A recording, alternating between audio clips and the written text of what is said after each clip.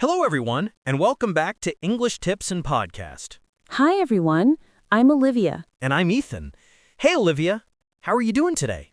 I'm doing well. A little tired, though. I had a really long day at work yesterday. Oh, yeah? What happened? We had this big presentation for a new client, and we spent the whole day preparing and then presenting.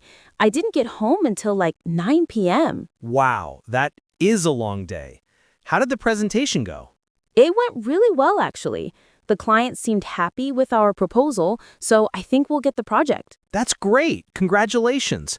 All that hard work paid off. Thanks. What about you? How's work been for you lately? Pretty steady, nothing too crazy. I've been working on the same project for a few weeks now, so it's been pretty routine. Routine. That means the same thing every day, like a regular pattern. Exactly. Same tasks, same schedule. It's not exciting, but it's not stressful either, so I'm not complaining. That's good. A stable routine can be nice sometimes. For sure.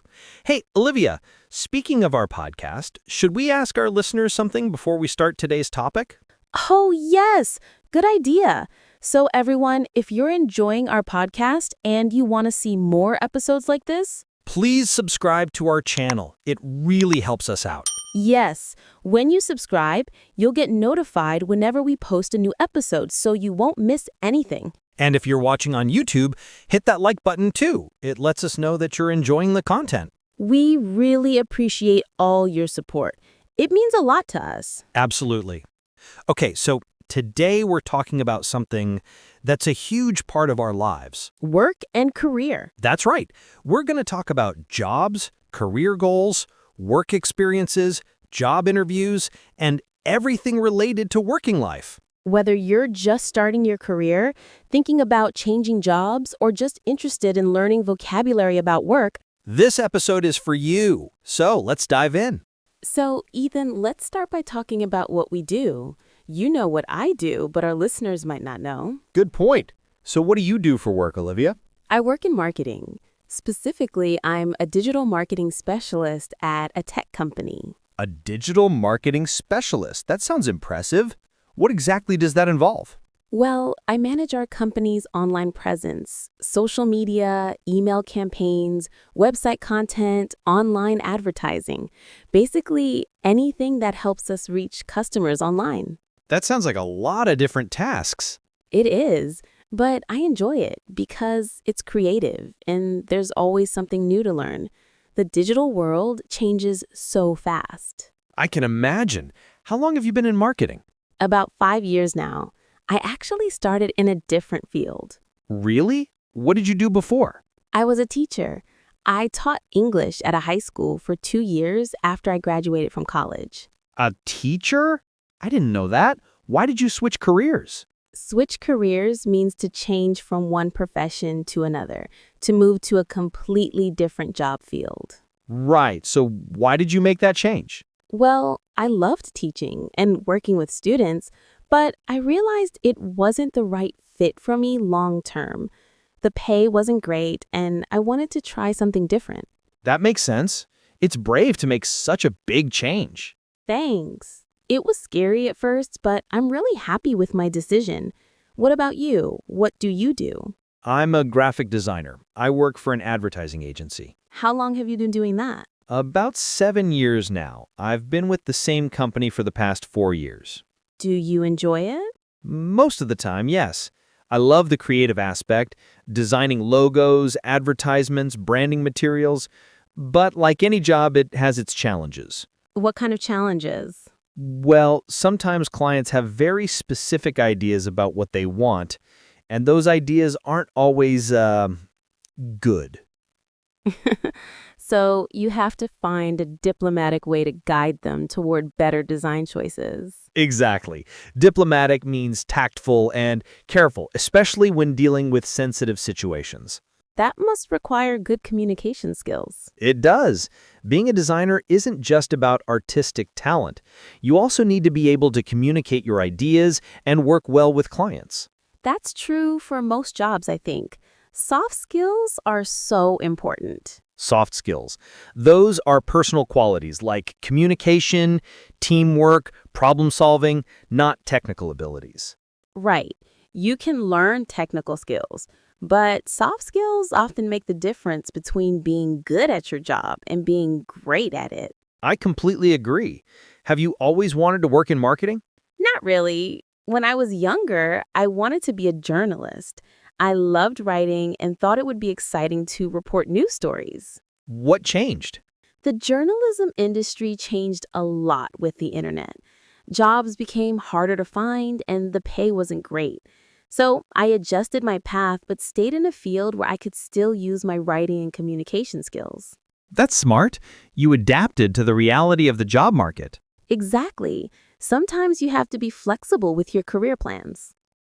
Speaking of careers, let's talk about something that most people have experienced: looking for a job. Oh, yes, job hunting can be so stressful. Job hunting. That's the process of searching for a new job. Right. When was the last time you had to look for a job, Ethan? It's been about 4 years since I got my current job, but I remember the process very clearly. I must have applied to at least 30 different positions. 30? That's a lot. How many interviews did you get? Out of those 30 applications, I probably got maybe 8 or 9 interviews. That's actually pretty good. A lot of people apply to dozens of jobs and only hear back from a few. Yeah, I felt lucky, but those interviews were nerve-wracking. Nerve-wracking. That means something that makes you very nervous and anxious. Exactly. Job interviews can be really intimidating. What about you? When was your last job search? About 3 years ago, when I moved to my current company, I was looking for about 2 months before I found this position. 2 months isn't too bad. What's the hardest part of job hunting for you? Honestly, writing cover letters. I find them so difficult. A cover letter is that letter you send with your resume explaining why you're interested in the job and why you'd be a good fit. Yes, and every cover letter needs to be customized for each specific job, which takes so much time. I know what you mean. You can't just send the same generic letter to everyone. Generic means not specific, general, the same for everyone. Right. You have to tailor each letter to the specific company and position. Tailor means to customize or modify something to fit a specific purpose. Exactly. It's time-consuming, but necessary. What about interviews? Do you have any interview horror stories? Oh, do I? When I was first looking for marketing jobs, I had this interview that went terribly wrong. What happened? Well, I prepared really well, researched the company, practiced my answers, dressed professionally, but when I got there, I was so nervous that I completely blanked on one of the questions. Blanked. That means your mind went empty and you couldn't remember anything. Exactly. The interviewer asked me about a marketing campaign I had worked on, and I froze. I couldn't think of anything to say. Oh no. What did you do? I just sat there in awkward silence for what felt like an eternity. Then I finally said, "I'm sorry, I'm a bit nervous. Can I have a moment to think?" That's actually a pretty good recovery. The interviewer was understanding and gave me a moment. I eventually answered the question, but I was so embarrassed. Did you get the job? No. But honestly, it was a good learning experience. I learned to be more prepared for unexpected moments of nervousness. That's a good attitude. I've had some awkward interviews too. Once, I showed up to an interview 30 minutes late because I got the time wrong. Oh no! What did you do? I called them as soon as I realized and apologized profusely.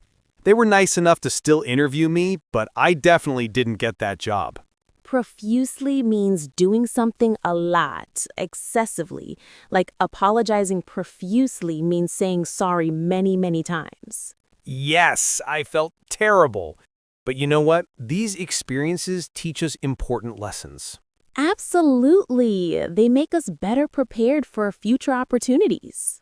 Do you have any tips for people who are preparing for job interviews?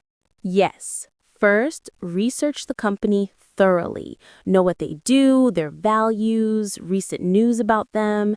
Interviewers can tell when you haven't done your homework. Great tip. What else? Practice common interview questions out loud. Don't just think about your answers, actually say them out loud. It makes a big difference. That's excellent advice. I'd also say prepare some good questions to ask the interviewer at the end. Yes, when they ask, "Do you have any questions for us?" don't just say no. Ask about the team, the company culture, opportunities for growth. It shows you're genuinely interested in the position and you're thinking about whether it's the right fit for you. Exactly. An interview is a two-way street. They're evaluating you, but you're also evaluating them. A two-way street. That means a situation where both sides have equal responsibility or involvement. Right. You're deciding if you want to work there, just like they're deciding if they want to hire you. So once you actually get the job, there's a whole new set of things to navigate, like workplace culture and relationships with coworkers. Navigate means to find your way through something complicated. And yes, understanding workplace culture is so important. What's the culture like at your company, Olivia? It's pretty relaxed and collaborative. We have flexible hours, which I really appreciate. As long as you get your work done, they don't mind if you come in a bit later or leave a bit earlier. Flexible hours. That means you don't have to work strict 9 to 5 hours. You have some freedom with your schedule. Exactly. It's one of the things I love most about my job. What's it like at your company? It's pretty casual, too. We have an open office layout, so everyone works in the same big space, rather than individual offices. An open office. That's when everyone works together in one large room without walls separating them. Right. Some people love it because it encourages collaboration and communication. Other people find it distracting. Which type are you? Honestly, I'm somewhere in the middle. I like being able to easily talk to my teammates, but sometimes when I need to focus on detailed work, the noise can be a bit much. That's fair. Do you wear headphones when you need to concentrate? All the time. It's basically a signal that I'm in deep work mode and I don't want to be disturbed. That's smart.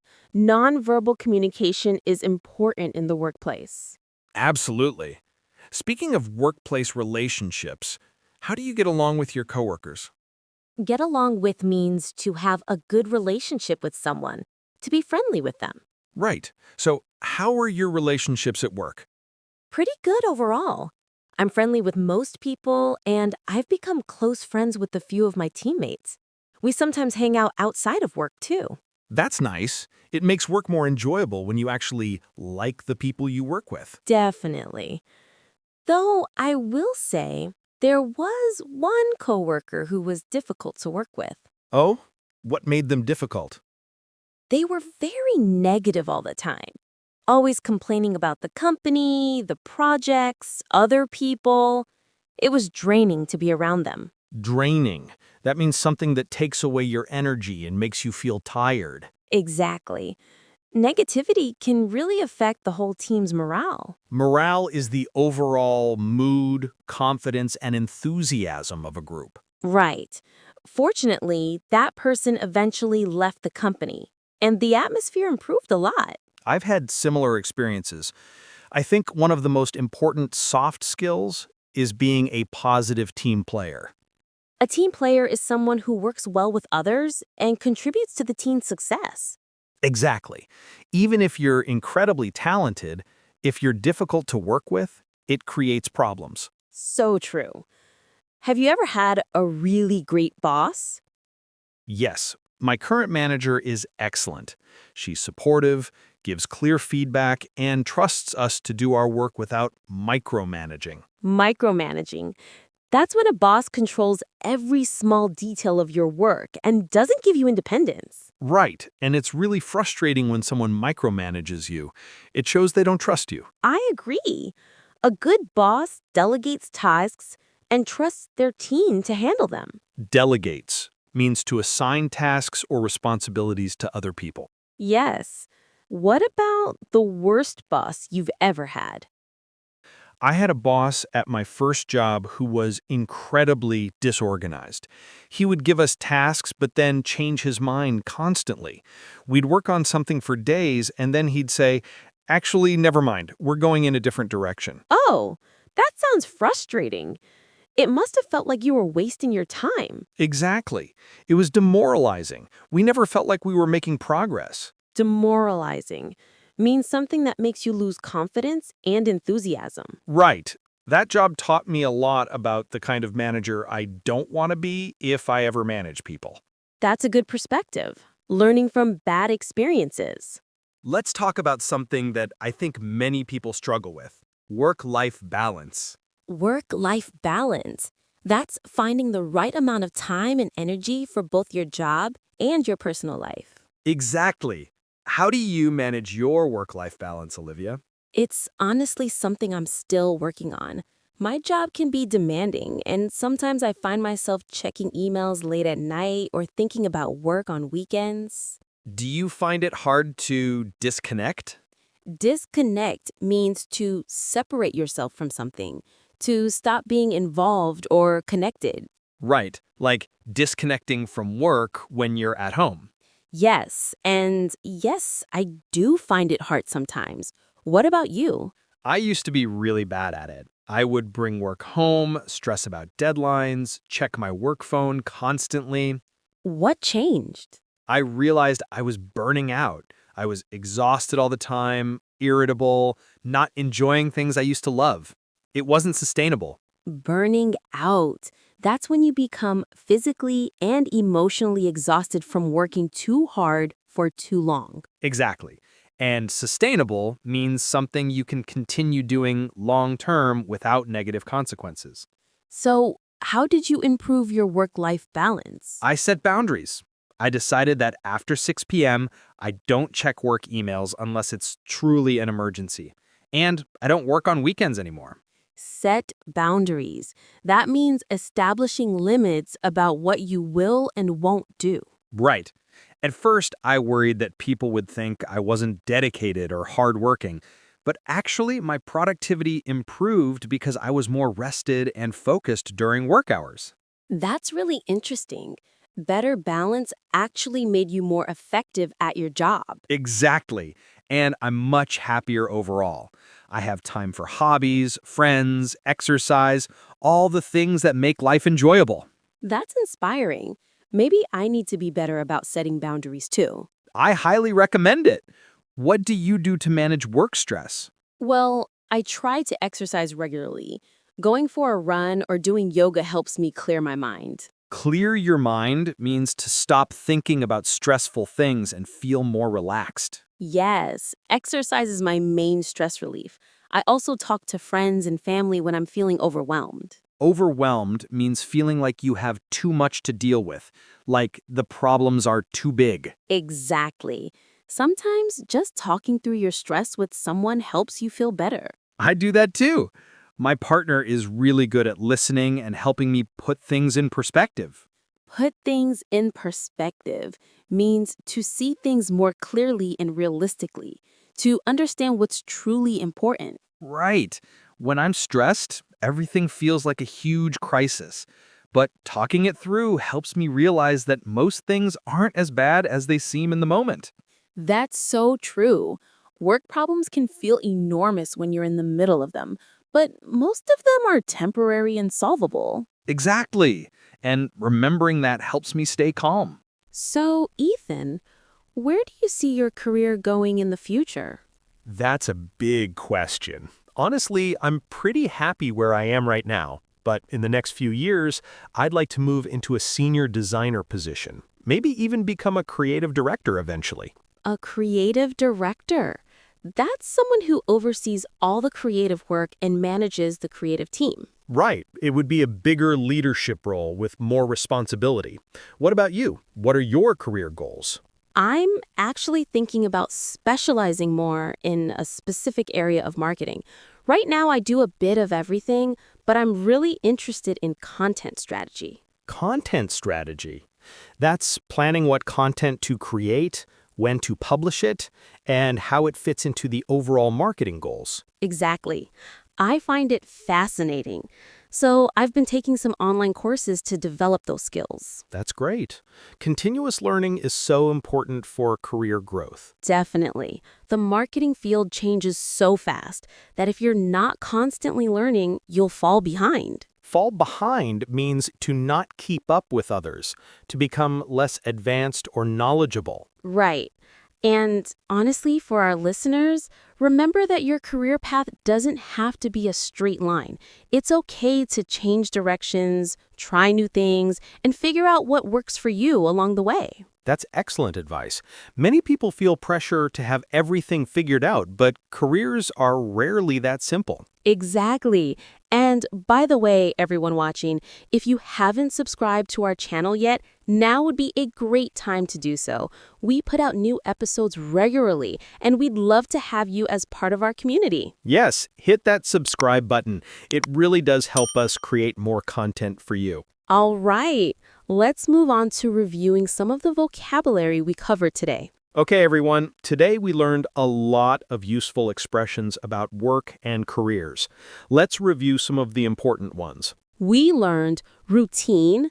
That means the same thing every day, like a regular pattern. We talked about switch careers, to change from one profession to another completely different field. Diplomatic, being tactful and careful, especially in sensitive situations. Soft skills, personal qualities like communication and teamwork, not technical abilities. Job hunting, the process of searching for a new job. Nerve-wracking, something that makes you very nervous and anxious. Blank, when your mind goes empty and you can't remember anything. Tailor, to customize something to fit a specific purpose.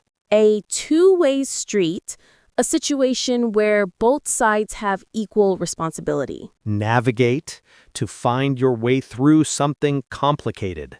Get along with, to have a good relationship with someone. Draining, something that takes away your energy. Micromanaging, when a boss controls every small detail. And work-life balance, finding the right amount of time for both work and personal life. Burning out, becoming exhausted from working too hard for too long. And set boundaries, establishing limits about what you will and won't do. Those are just some of the expressions we covered today. There were many more throughout our conversation. So everyone, we'd love to hear from you. What do you do for work? Do you enjoy your job? Are you thinking about changing careers? What's the most challenging part of your job? And how do you manage work-life balance? Let us know in the comments. We love hearing your stories and experiences. And remember, practice using these work-related expressions in your conversations. The more you use them, the more natural they'll feel. Before we go, we just want to say thank you so much for sticking with us through this entire episode. Yes, we know it was a long one, but we really appreciate you taking the time to learn with us. Your support means everything to us. Thank you for being here. If you enjoyed this episode, please like, subscribe, and share it with anyone who's learning English. All right, everyone, that's all for today. We'll see you in the next episode. Until then, take care of yourselves. And good luck with your careers. Bye, everyone. Bye, everyone.